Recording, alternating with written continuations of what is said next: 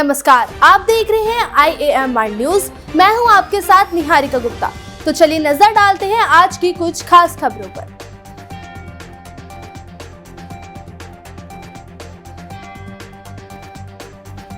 PM Modi ने किया Semicon India 2024 का उद्घाटन।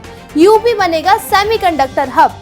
पीएम नरेंद्र मोदी ने उत्तर प्रदेश के ग्रेटर नोएडा स्थित एक्सपो मार्ट में सेमिकॉन इंडिया 2024 का उद्घाटन किया। इस दौरान वे प्रदर्शनियों को देखते नजर आए। यमुना अथॉरिटी क्षेत्र में देश का सबसे बड़ा सेमीकंडक्टर पार्क विकसित करने की योजना बनाई गई है। पीएम मोदी ने कहा कि आज का युग सिलिकॉन डिप्लोमेसी का युग है। हम सेमीकंडक्टर के क्षेत्र में कई देशों से सहयोग बढ़ा रहे हैं। हम देश में भी इस पर काम कर रहे हैं। सेमीकंडक्टर मिशन पर आज कुछ लोग सवाल उठा रहे हैं। उन्हें डिजिटल इंडिया मिशन के बारे में पढ़ना चाहिए। सेमिकॉन इंडिया 2024 में 26 देशों के 836 एग्जीबिटर और 50,000 से अधिक विजिटर भाग ले रहे हैं। इस अवसर पर सीएम योगी आदित्यनाथ ने कहा कि सेमिकॉन इंडिया 2024 आयोजन भारत को आत्मनिर्भर भारत बनाने की दिशा में उठाया गया महत्वपूर्ण कदम है। सैमसंग ने अपनी यूनिट की स्थापना नोएडा में ही किया है। यूपी पहले से ही वैश्विक सेमीकंडक्टर डिजाइन के रूप में स्थापित हो रहा है। ये प्रमुख कंपनियां प्रदेश में स्थापित हैं, जो स्थानीय प्रतिभा को लाभ उठाने में सहयोग प्रदान कर रही हैं।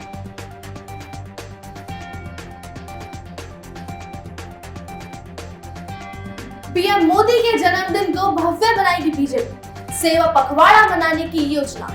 बीजेपी ने पीएम मोदी के जन्मदिन 17 सितंबर से गांधी जयंती 2 अक्टूबर तक देश भर में बड़े पैमाने पर सेवा पखवाड़ा मनाने की योजना बनाई है।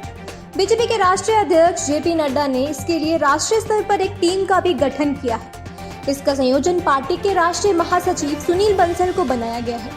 बीजेपी पीएम मोदी के जन्मदिन 17 सितंबर को Indian red cross society, blood bank और अन्य सामाजिक संस्थाओं के साथ मिलकर देश भर में जिला स्तर पर ब्लड डोनेशन कैंप आयोजित करेगी। इस तरह के कैंप 18 और 19 सितंबर को भी लगाए जाएंगे। 18 सितंबर से 24 सितंबर तक देश भर में स्कूलों और अस्पतालों में स्वच्छता अभियान चलाया जाएगा। पेरिस ओलंपिक में भाग लेने वाले खिलाड़ियों के सम्मान के लिए राज्य स्तर पर कार्यक्रम आयोजित करने और इसमें अन्य खिलाड़ियों को भी आमंत्रित करने को कहा गया है। विभिन्न क्षेत्रों में उपलब्धियां हासिल करने वाले लोगों को पीएम मोदी पर लेख लिखवाने और वीडियो बनवाने का भी आग्रह किया गया है।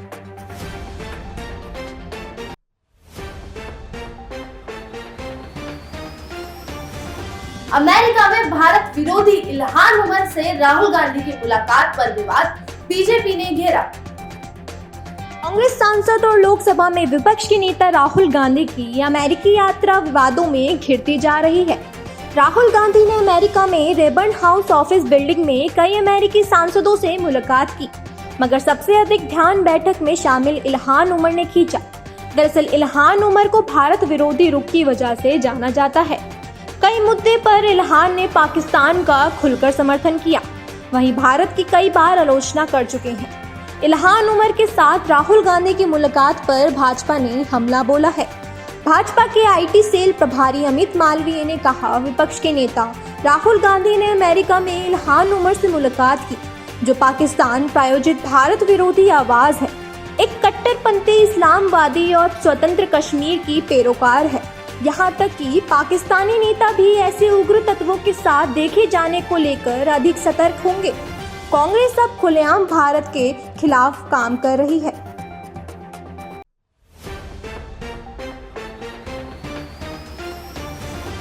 बढ़ते साइबर अपराधों को लेकर एक्शन में सरकार। 5,000 साइबर कमांडो को किया जा रहा है प्रशिक्षित। में साइबर सुरक्षा सुनिश्चित करने की दिशा में एक महत्वपूर्ण कदम उठाते हुए कई नई पहलों की घोषणा की है। गृह मंत्री अमित शाह ने महत्वपूर्ण कदम उठाते हुए नई पहलों की शुरुआत की। इस अवसर पर शाह ने कहा कि साइबर अपराधों की कोई सीमा नहीं होती और साइबर सुरक्षा के बिना राष्ट्रीय सुरक्षा असंभव है। इन पहलों में 5,000 साइबर कमांडो को प्रशिक्षण देना, वेब आधारित डेटा रजिस्ट्री की स्थापना, साइबर अपराध जानकारी साझा करने के लिए एक पोर्टल और भविष्य के अपराधों को रोकने के लिए संदिग्धों की एक राष्ट्रीय रजिस्ट्री का निर्माण शामिल है। इसी कड़ी में सरकार ने साइबर कमांडो को भी तैनाती कर रही है। साइबर कमांडो कार्यक्रम के तहत राज्यों, केंद्र शासित प्रदेशों और केंद्रीय पुलिस संगठनों जैसे सीबीआई में प्रशिक्षित कर्मियों का एक विशेष विंग स्थापित किया जाएगा, जो देश में साइबर सुरक्षा के खतरों का मुकाबला करेगा। प्रशिक्षित साइबर कमांडो राज्य और केंद्रीय एसोसिएशन का प्रशिक्षित साइबर कमांडो राज्यों और केंद्रीय एसएससीओ डिजिटल क्षेत्र को सुरक्षित करने में मदद करेगी।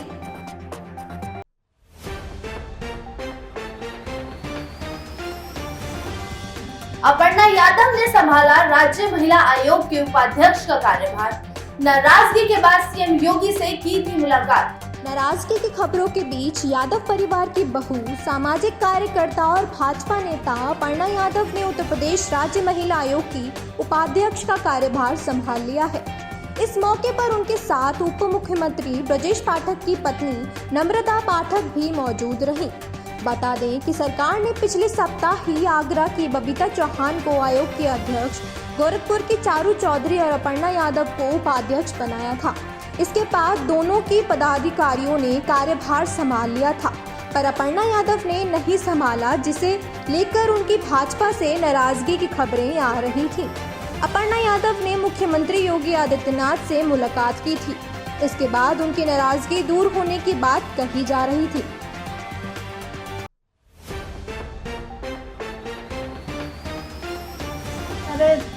आज के लिए सिर्फ इतना ही। फिर मिलेंगे देश और दुनिया की नई खबरों के साथ। तब तक के लिए बने रहिए हमारे साथ और देखते रहिए IAMR न्यूज़।